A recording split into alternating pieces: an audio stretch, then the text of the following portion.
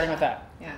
Okay. Oh, yes. We'll do it in a 5. What? We're just doing high five. High five 3 people? We're talking about it more. Yeah, I guess probably do it like Oh, like a Captain Planet thing? Let's do that. Do it like this? Oh, let's like that. But Oh. No, get you one. need like There we that. go. There we go. Nice. It worked. That Wow. just happened. Earth, wind, fire. Good? Yeah. Okay. Okay.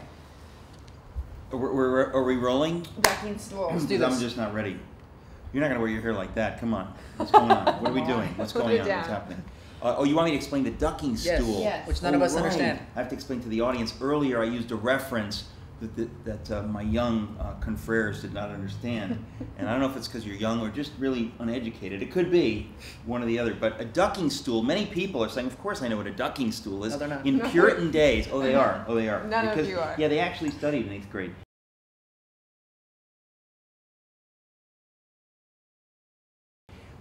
They're in Puritan days, they had all these weird things that they would do, you know, if you did something wrong. And they had the stocks. You've heard of stocks? Do you put your hands in the thing? Very Is that good. during your Excellent. time of growing Very up? good. Okay. No, no. Is it the 1970s? And yes, this is in the early 70s. They had stocks. Okay. And you've heard of Woodstock? The Yeah, that was festival? in 1970. Yeah. That's Yeah. where you get stocks from. And no, they had stocks, and then they had this thing called the ducking stool. This is kind of gross, actually. Okay. It was a stool made of wood on a lever, or a lever, and that would go into water. And they would put, like, if, you know, whatever, Goody, whatever her name was, somebody did something wrong, they would put her in that, and then it's like this public humiliation, dunk her in the water. It was the dunking stool or the ducking stool. And here's my question, why are we talking about this? Wait, you threw it out, and both of I don't us know. were like, "What?" Is It's this comedy like- gold, obviously. This It's is the gonna- thing where you throw the ball at the target No, and they that's- fall into it? That's No. where it came from. No, but Dunk anyway. tank? All right. Anyway, so All right. try to relate this back to scripture. Go ahead. Yes. Actually, you know what? John 3:16. No joke. You could. Yeah, I could. How? Because that is a vintage case, absolutely classic case of legalistic religion.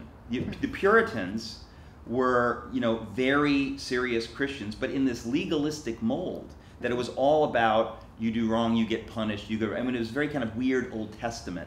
Grace was not in abundance, generally speaking, and so you get weird stuff like, you know, you have to wear the scarlet A. Not you. Yeah.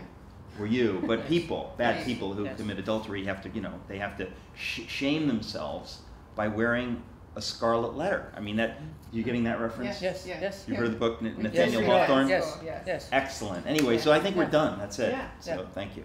All right. Well, this has been Eric Metaxas. He was so kind to come and have a conversation with my friend Justin Zoradi and myself. Justin Zoradi runs an organization called These Numbers Have Faces. We're in their office building right now. And Eric Metaxas is a quasi-longtime friend with my father. He is also the author of my favorite book, Bonhoeffer, and a number of other books. One of which is All the Things You Wanted to Ask About God, but We're Too Afraid to Ask, which I feel like is really pertinent to what I do on my site. I challenge you all to ask questions and to seek older, wiser counsel. And so I thought, this is the oldest guy that I can find, and so I'll bring him in and ask him some questions. But no, you're very wise. You're funny. Oh, I'm extremely wise. I took a test and I'm very wise. Yeah. Eye up there. Yeah. But yeah, we just had dinner and we were just chatting about some different things that we feel like our generation struggles with and questions that they have. Your story's unique, though. You grew up not in a faith type Well, of I grew up, like a lot of people did, in going to church, but not really getting it. Like, Yeah. it was mostly cultural religion for us. I mean, I grew up in the Greek Orthodox Church, which really is the place where, you know, in America, Greeks come from Greece to America, and where do they hang out with other Greeks? It tends to be in the church, and that's true of a lot of immigrant groups, right?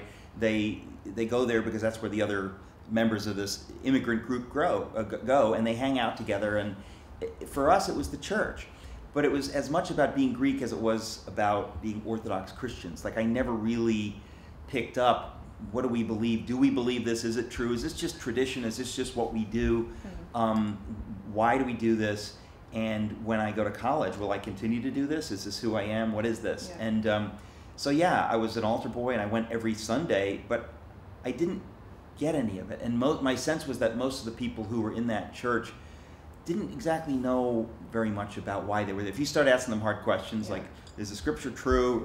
Or they wouldn't even say scripture. I mean, they didn't really read the Bible. It was very much tradition and religion in the pejorative sense of religion. So really good people, but they didn't know about this stuff. And so when I went to college and suddenly faced, secular, or I would say aggressive secularism and agnosticism and atheism, I didn't have a clue what I really believed. I mean, I was totally unprepared for what I was walking into. And why were you starting to ask those questions even before you went to college? Like, why were you noticing, what you were noticing? Well, I guess everybody's different. I just was somebody that always was a kind of a deep thinker.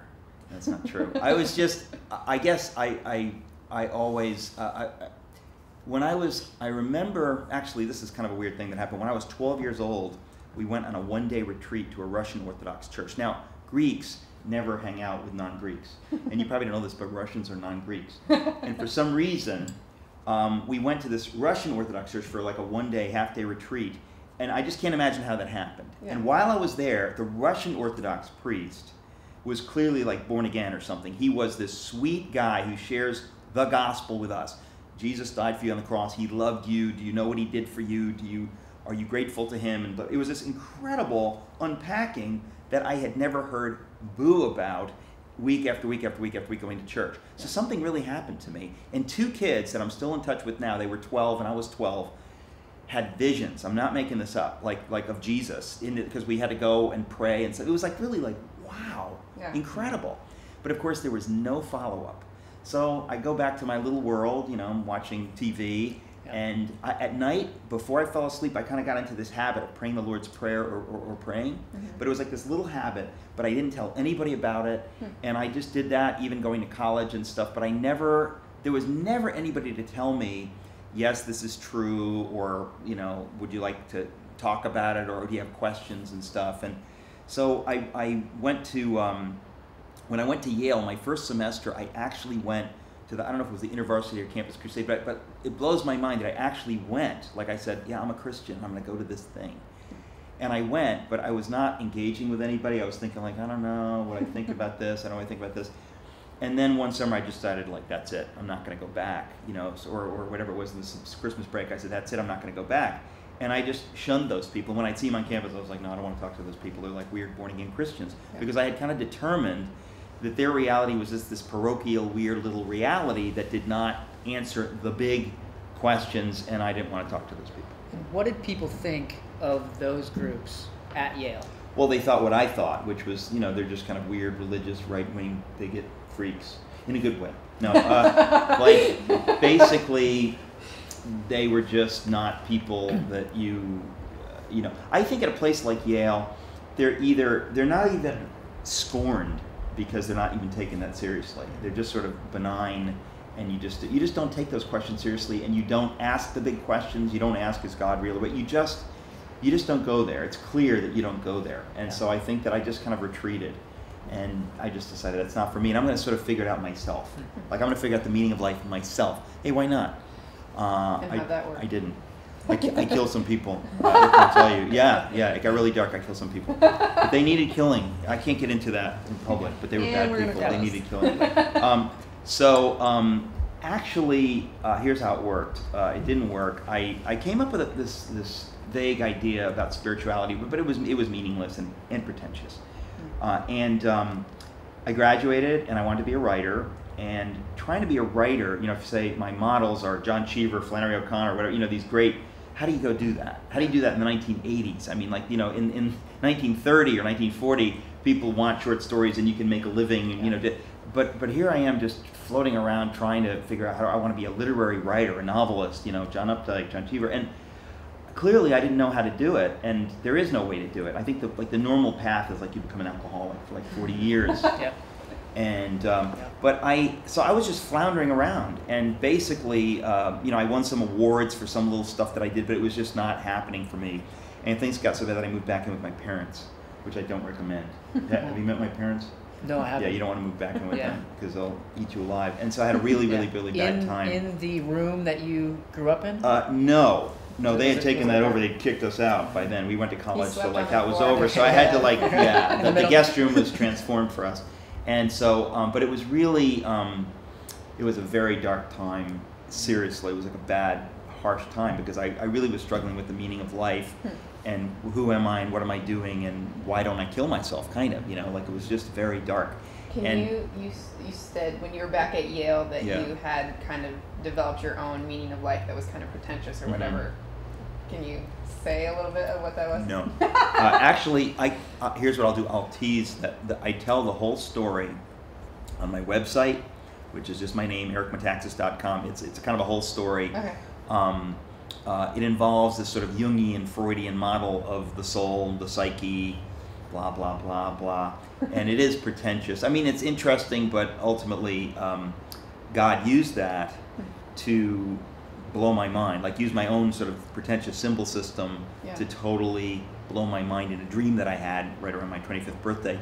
And I tell that story on my website. It's on the right side of the website, ericmetaxas.com. And it is an amazing, miraculous thing that happened to me. But it was just, it ended up ultimately being useless. It was just this mental construct. It wasn't like I had figured out how I wanted to live. It was just sort of this little idea, but it had no bearing on how I lived my life at all. So, Yeah. So then fast forward, you met a man, you shared this yesterday, you met a man who kind of started talking to you about God, but you were a little standoffish, but because you were so depressed or whatever it was in this dark time that you kind of were like, no, but yes. I don't know what she's talking about. Well, that was another guy. That was another guy that I heard. Some other speaker you heard. No, yes, you're right. I was, things were so bad that I got a job as a proofreader at Union Carbide in Danbury, Connecticut. And I don't know if any of our viewers at home know Hebrew, but the word is Gehenna. That's the word to describe that. It was a bad scene. And in my misery at this, I mean, imagine, like I was the editor of the humor magazine, I'm writing poetry, I'm creative. And here I am working at a chemical company, like in a cubicle a quarter mile from the nearest window, which didn't open. And I was really miserable. And in the middle of this hell, this guy who was a graphic designer starts talking to me, and it was clear that he knew the scripture and was a serious Christian. So we had these conversations, but he was really nice and really cool to talk to. And I was in enough pain that I was, kind of asking some questions. And it's not like he had all the answers, but he did. Like he had answers and he would say stuff, but I wanted to know more because I was in enough pain, but I was not ready to like pray with him or go to his church or do a Bible study. Right? I remember him suggesting, like, well, we could have a Bible study at lunch or something. And I was like, oh no, I don't think so. I was just so skittish. Yeah. And it's because, it's kind of like that Yale world, like you're just trained, like, no, you don't do that stuff, which is so stupid. And yet that's who I was. So I was really skittish about, and yet I kept asking questions, and this went on for months and months. And I was never really like getting closer to God. I was just, in a sense, coming slowly more comfortable with the idea that this could be true, or there's more to this than I thought. Yeah. And he would answer certain questions, and I remember thinking, wow, I never even thought of that. Like I've never thought, that's logical, that's interesting. So I began discovering that there's more to this than I thought, and almost being embarrassed that how could I go to church every Sunday growing up and know none of this? I knew nothing. Yeah.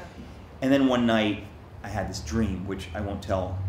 EricMetaxas.com. But actually, if you go there today, you get a free bowl of soup or a haircut. You can pick. You get a coupon free there. That's true. And it's an excellent haircut. It's a fine haircut. This was not off the internet, but a lot of people are getting them off the internet now. So, but where were we? So, yeah, if you go to my website, I tell the story because it's this bizarre story of this dream that actually happened, and it takes a while to tell the story. But I woke up and my life was changed. I knew that this was true, and it's not like I wanted to know it. It was just given to me, and it's a gift and a revelation. And now you're stuck because you think, okay, now what do I do? My life has changed. I have two questions. It sounds like you have one, but what would you say to people who think, well, the only people that come to faith or any faith is when they're in crisis? Right. Well, I think that in a lot of cases that's true, right? In other words, because it's sort of like, you're climbing up a ladder, and you're like, don't bother me, I'm climbing up this ladder, don't bother me, I'm climbing up this ladder. And you get to the top of the ladder and you realize, oh, it was leaning against the wrong building. Like, I feel really stupid now.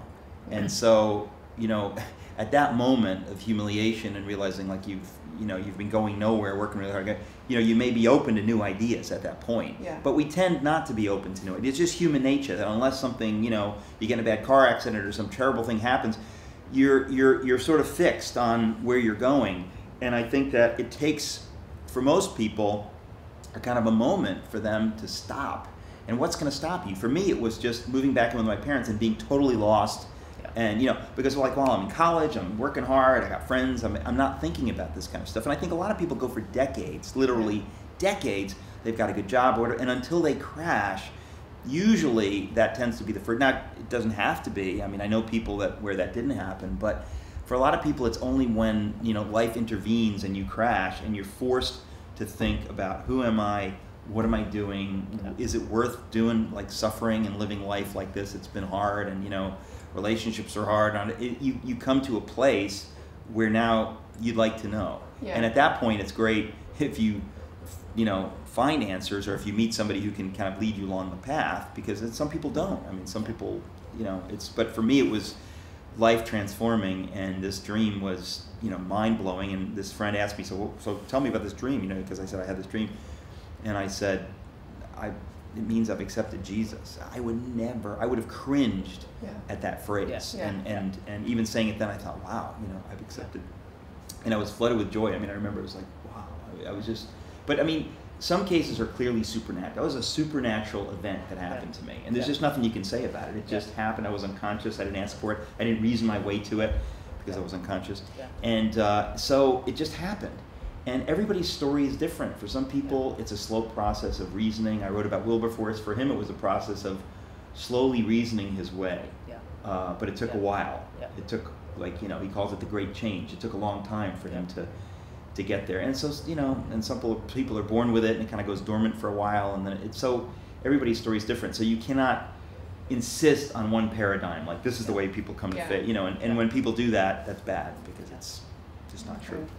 You had this very supernatural moment here, this dream, right? But it seems as though the guy, this graphic artist who you had become friends with, he did something for a long period of time, week in, week out, then eventually led to this thing. And so I'm really curious in terms of like, what was he doing that just slowly built that process? Okay, well, there's one thing he was doing, which I hardly ever mention. He was praying. Now as a Christian, I know that prayer is powerful. Like, this is a spiritual battle. And to open somebody's mind who has a closed mind, how do you do that? Sometimes it's like throwing BBs off a brick wall. Nothing's going to happen. What do you do? This guy was praying for me. So I know that's true, without a doubt. And then he's sharing with me, but how is he sharing with me? He's sharing with me in a loving way. He's not dogmatic. He was just he was a friend. He came alongside me and loved me and cared enough to tell me the truth and to argue with me, to talk to me, to counsel. I mean, I have to say, the fact that he was not in a hurry either. And that's that he respected me enough. And that's the other thing too, is like a lot of times evangelicals have this model that like we gotta get this guy saved, like, you know, by the time the elevator hits 0, you need to be in the kingdom, brother, because you can. That is not trusting God. That's absolutely wrong. And you know, of course there's always an urgency. At the same time, you've got to respect God cares more about that person than you do. And he has a plan, and you need to respect that and respect the person and let God, you know, do what God's gonna do, because otherwise, it just feels awkward and artificial. And I mean, I think so many people feel that faith is that already. It's like this awkward, artificial thing. And for me, he was very just normal and fun and nice, kind, and gave me my space, kind of, you know. So it took a while. The way I see it, the way the image I always use, I say it's as if you know, there was all this brush, and slowly over the months we were clearing the brush away so that I could see God if I wanted to, you know. And now God has to come to us, you know. We can't get to him, right? We can't climb up to heaven. We can't, you know, he has to come to us. It's an act of, it's a work of grace. But we can say, Lord, come, you know. And I think I was finally at a point where I was able to do that. I mean, I would go jogging, and in my misery, every now and again, I'd say, you know, God, if you're there, show yourself to me. And those, God hears those prayers. That those are the most honest prayers. And he wants to show himself to us. And so he did in a number of ways. But that dream was just, mind-blowing, seminal event, changed everything. And the next day, it was, okay, I'm in. Yeah. So. Yeah. So you had this kind of overnight change, and you felt joy. You said the emotion, and so we're gonna edit that out. Thank you. So after that, I'm sure as an intellectual, then you started running into probably some of the questions that you wrote about in your book, Everything You Want to Know About God. Yeah. Well, yeah. Now it's kind of weird. It's like now I know. Okay, this is true. Yeah. But now I have to learn about it. Yeah. Like I have to learn, okay, what about this? What about this? Because my friends are now going to ask me. All my friends from Yale are going to think, clearly I've lost my mind. Was it embarrassing to say I had a dream? I don't know that I told. I can't remember which ones I told that story or whatever. But clearly, some friends immediately were hostile. Like, you're saying everybody's going to go to hell, or like that's the immediate place they go. Yeah. And all those friends are in hell now. So that's a joke. Yeah. So. Ironically, they're all in hell. So, but they some got really angry, and then other friends, very few, but they were really cool. They were really like respectful and asking me questions. But I really cared about. I want to know everything. I mean, I want to know. Yeah. Okay, Jesus has revealed himself to me. Okay, great. Now I want to know. What does the Bible say? What am I supposed to believe? Do I believe? Was the earth created 6,000 years ago? What does the Bible teach? What is true? What is true? I mean, isn't that the question? What is true? Mm-hmm. And so I started reading everything. I started reading all kinds of stuff and hearing all these amazing speakers. What were you reading? What was some of the stuff that was really good? Let's see. Well, actually, right when I came to faith, I read a book called The People of the Lie by M. Scott Peck, which is all about evil. And he was like this Harvard psychiatrist who was really interested in the idea of evil. Yeah. And I remember, this is when I came to faith. I'm reading this book and thinking, here's this really brilliant Harvard psychiatrist talking about evil. Yeah. In the last chapter of the book, he talks about like an exorcism. It is so real, and this guy is obviously so brilliant that this is not some weird religious thing. I mean, it was so, and it was really chilling, and I thought, I think this is true. Like, I wanted to know, is there something on the other side? Even if the devil shows himself to me, at least I know, okay, it's not just nothing. There's this spiritual reality. And so there was that book I was reading. I was reading Thomas Merton. I don't think I've read Thomas Merton since, but I was really moved by Thomas Merton. I guess because he has this literary quality, and And then I read The Cost of Discipleship by Dietrich Bonhoeffer, and the authenticity of that blew my mind. I'd never seen that kind of authenticity and honesty in the Christian faith. It was just so powerful. But then I just grabbed any apologetics or anything I could grab my hands on. Josh McDowell, or More Than a Carpenter. I remember reading, actually, right around the time I came to faith, I read John Stott's book, Basic Christianity, which is an awesome book.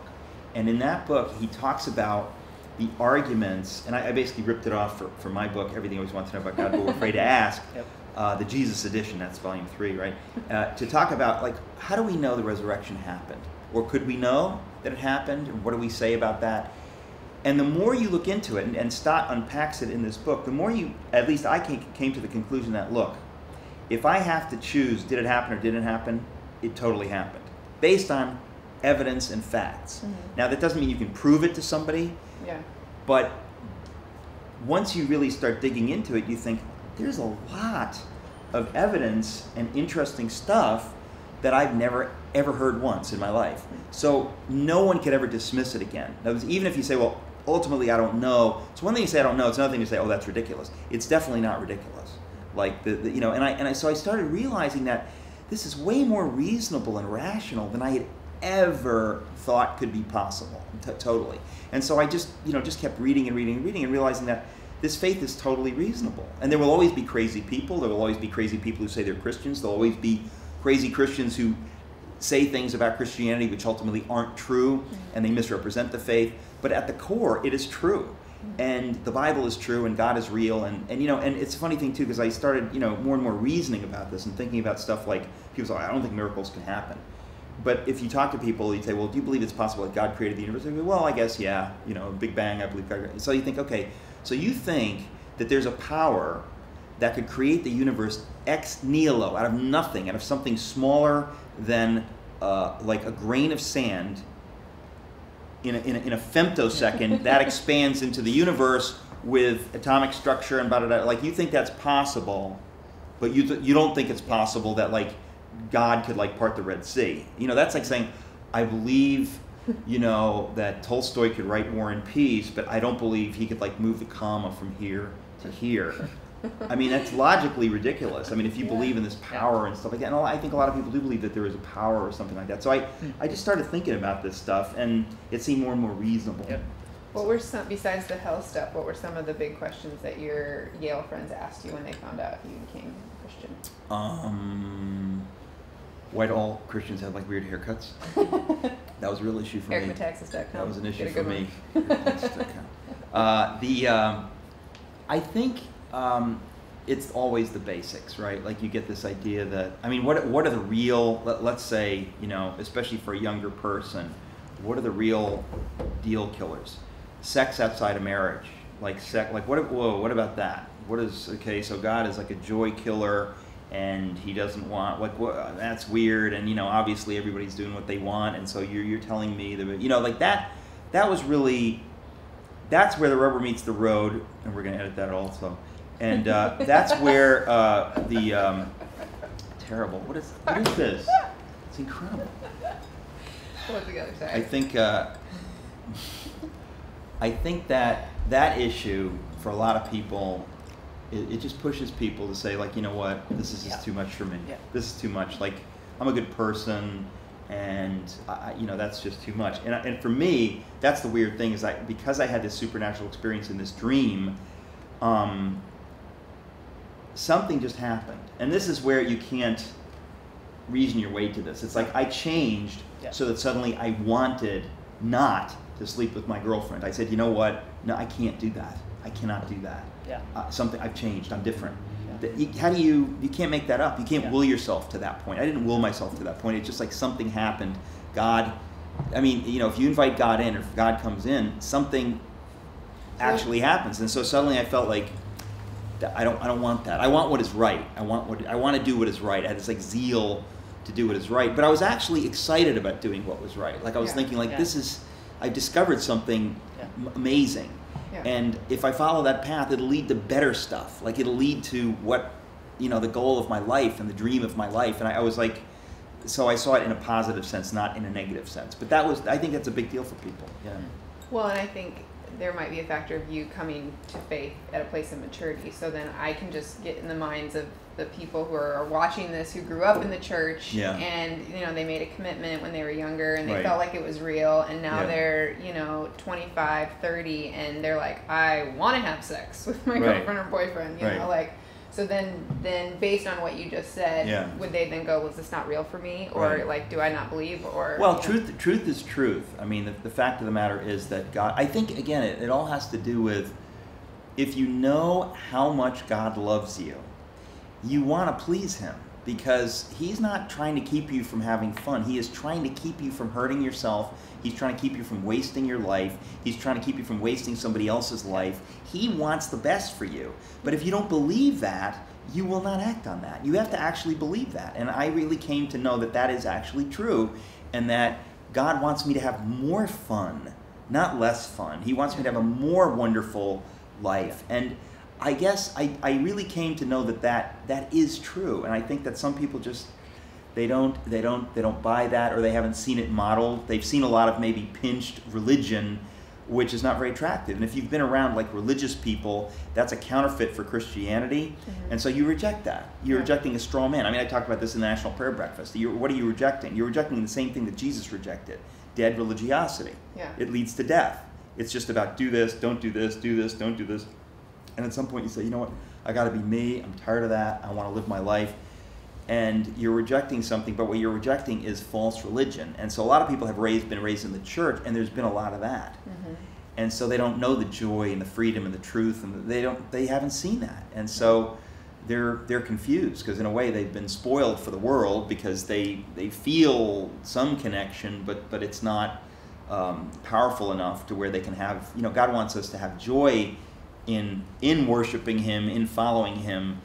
He doesn't want us to do it like in half measures, like where we're kind of, I'm doing it, but I'm not enjoying it. Where he wants us You know, he wants it to be an adventure, and I think that a lot of people have, as I say, they've seen this dead religious kind of traditional thing or whatever. Maybe their parents modeled that for them or something like that. I think in many cases that's the case. And what would you say to people who, I mean, I guess you've been really honest about your life, so it's like you were really, you know, in a low place and that's where you came to faith, and now you're experiencing the joy of Christ, but that doesn't mean that your life has probably been smooth sailing from then, you know. Oh yeah. You've had suffering. Smooth. Yeah. No, actually, yeah, that's the funny thing. I think, again, everybody's story is different. Yeah. For me, I went through this wonderful honeymoon period for several years where it really was so wonderful. But then, you know, I've been through some tough stuff without any question. I've been through a lot of tough stuff. But the thing is, if you're going through the tough stuff with Jesus, it's totally different tough stuff. And I always think of it as kind of like, you know, if a kid falls in the playground and like skins his knee really badly and he comes running to his mommy, you know, and gets a hug, what has changed? Mommy is giving him a hug. It has nothing to do with the skin on the knee. And I think that sometimes your circumstances may not change, but because you can go to God and he's there for you and he's with you in the difficulty, it totally changes the quality of the experience. It enables you to deal with it, enables you to get through it, it enables it to be meaningful as opposed to just a bummer that you want to get past. So It has been like, yeah, we've, you know, especially before the Bonhoeffer book, which has been a success, but I mean, I have struggled bitterly. It has been really, people have no idea. I've had health struggles I was mentioning to you yesterday. It's just been really very hard, but I've known that, you know, Jesus is with me in the middle of all that stuff, so it changes it, and it gives it meaning, it gives you hope, you know, it just changes the quality of everything. And, you know, you don't know, everybody's going to have a different story. Some people, you know, will not go through stuff like that, and Do you feel as though when you're on the path that you're on, whether it's writing a great book or you're speaking somewhere, because you're doing something that is going to affect the lives of so many others, do you face serious spiritual darkness from that, spiritual attack? What does that feel like as you try to stay in the will of God and move forward? I have absolutely no doubt that is the case. And it's, because I've been through some really dark stuff, a lot of depression, and I've had all these health issues and whatever. And I've been faithful. I mean, I thank God that in it I always had strong faith and whatever, but it's been challenging. And I do think that there's an element of spiritual warfare. Now, you know, whatever. At the end of the day, it is what it is. You know, you can't, certain things you can't prove, and who's to say. But I just think that's a reality.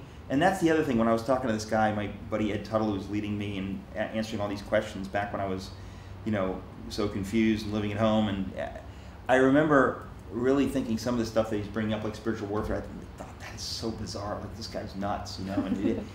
And then you start realizing, no, it's just a reality. It's just like a reality. Like if you're talking about, I mean, if I turn on my cell phone now, you know, I can get information about anything.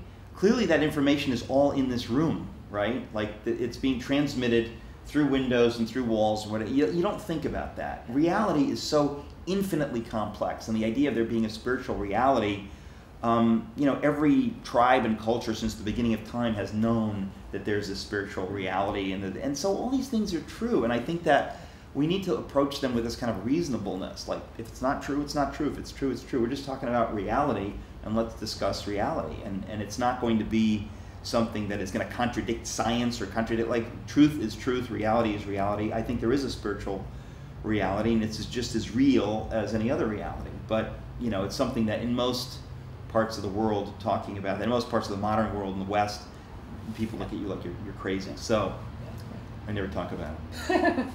Well, yeah, so I was going to say, I mean, I feel like our generation is a little bit more uncomfortable talking about those things and even diving into them because, you know, we have a hard enough time believing if there's a God or not to then think about if there's a devil. That's kind of crazy. So I do think one of the great things about our generation is that we are moving towards the elements of the gospel of social justice. And that's, you know, Justin has this organization, These Numbers Have Faces, and I feel like you interact with a ton of people in our generation. And so I guess what are some of like the main questions that you hear people maybe who have grown up in the church who are struggling with their faith, or non-Christians and when they find out that you're a Christian? What are some of those top questions? Yeah, well, I think part of it is I see people, even if they're not people of faith, they kind of say thank you for doing this type of work. I think people have this perception that Christians are supposed to be like this, and yet they see it, whether it's politics or it's television or whatever it is, they see all these crazy things of how they're acting, and I see people respond to us and go, man, this is what I was hoping for. This is what I was looking for. I knew that God was real in some way, and this is kind of what I want. So I see that fairly often. Yeah. As how do Christians engage? I think that we've seen Christians come into our office, be involved in our work, whether it's here or it's in Africa, and they see God do something in their lives that they had just never seen before. I think when they tap into that really incarnational element of that Christ is calling us to care for the least of these, and that is a commandment. And when they tap into that, even in a very small way, something happens, and it's kind of scary. And I think it really fuels Christians to then taking their faiths more serious in their own discipleship, in terms of how they connect to their neighbor and how they connect to others around the world. And now, of course, that we're in a time with so much technological advancement, you can connect with anyone around the world, and I think that God moves through that in extremely powerful ways. Yeah.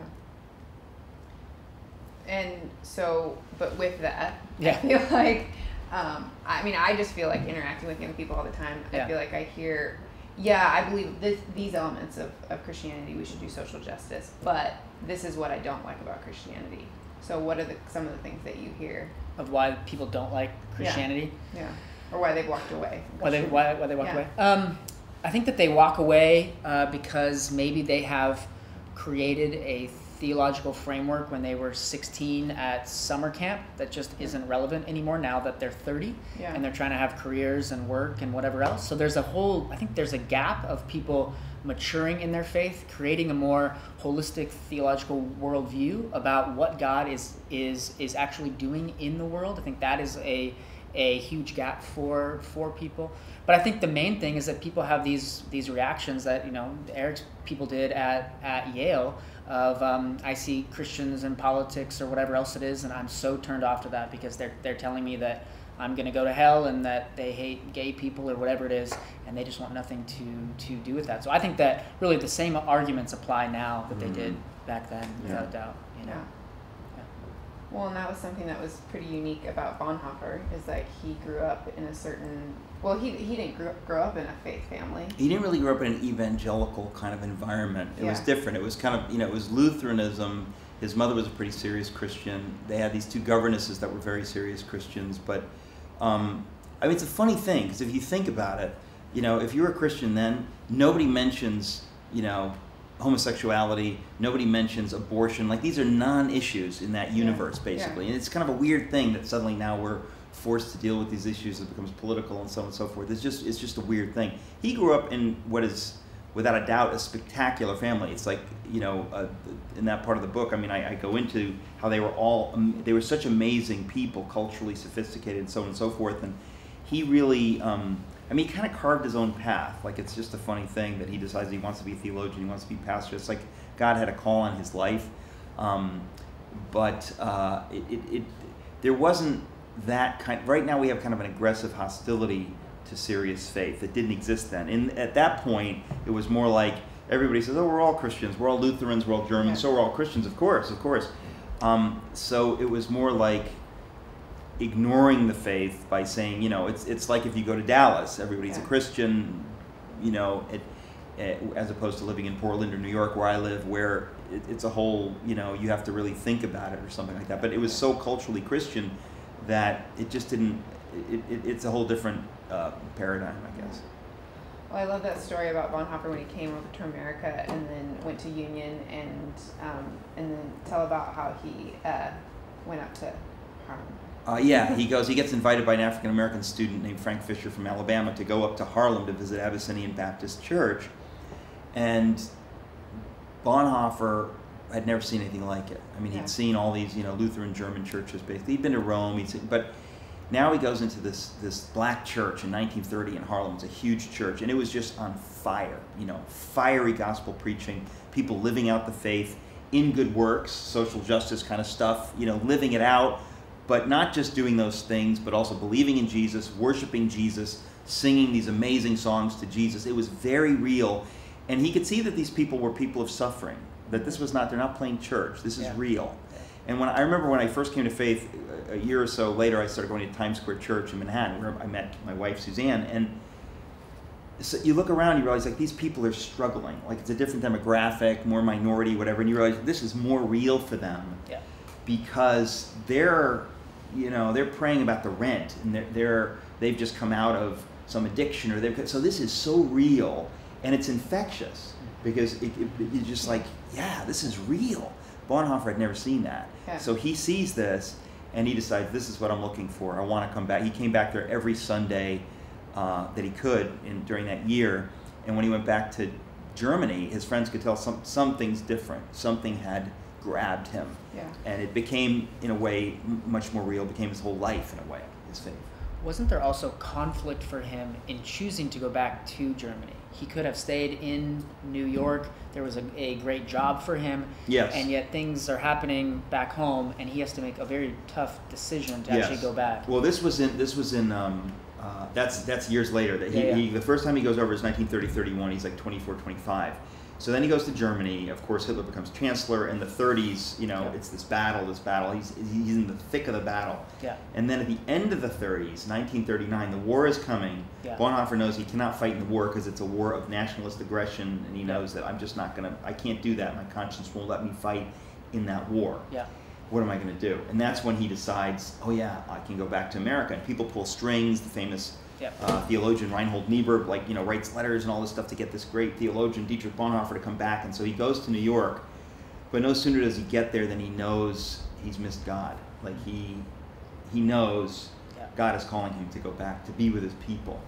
And so it was this major. I remember hearing that in the summer I came to faith and just thinking, wow, he went back into this danger, But he felt, God is with me, and if God's with you and God calls you to do something, you go. Of course you go. That's the reason you exist.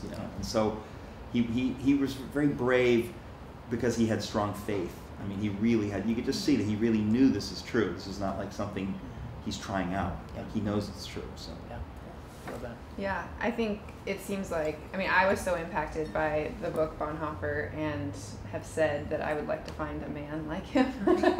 Not to set the bar too high, but if you're out there.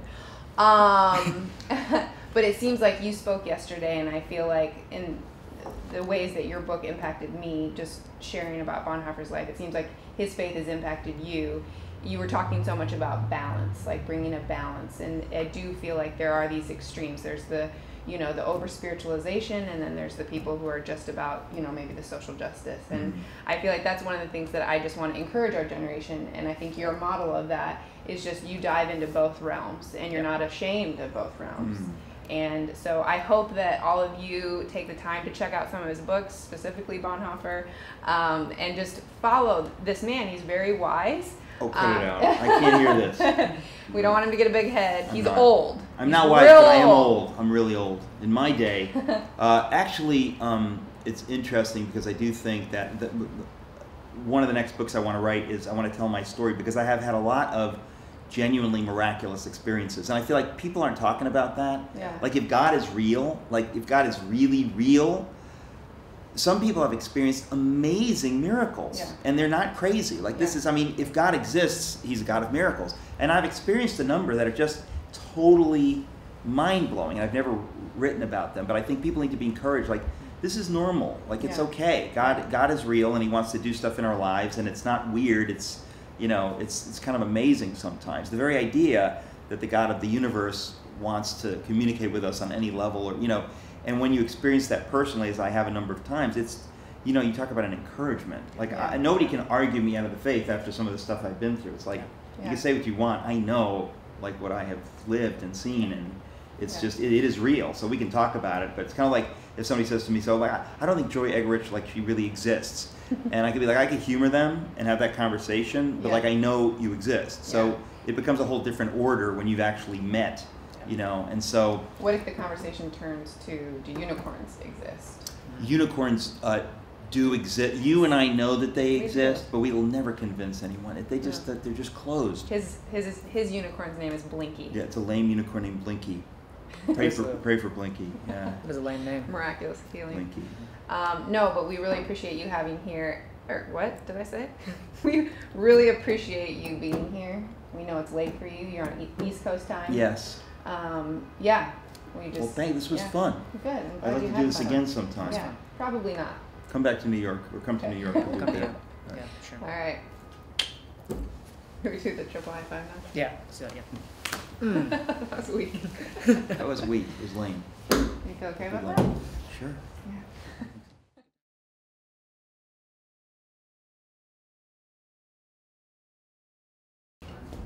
What is that? What is that duet? That's the. No, you can't. Don't do that. What are you, the Pips?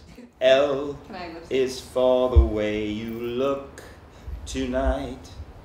O is for the only one I see. See, the first word was wrong. B is very, very extraordinary. E is even more than anyone that I adore and love.